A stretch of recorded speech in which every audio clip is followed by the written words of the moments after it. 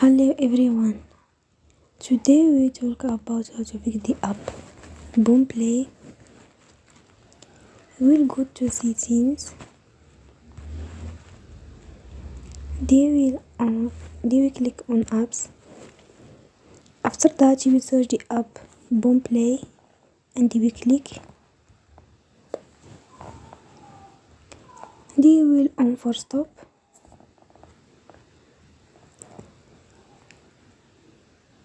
After that you will go to storage. Then we click on clear cache. You will go to Play Store and you will update your app. Don't forget to support us by like and subscribe. See you next time and thank you for attention.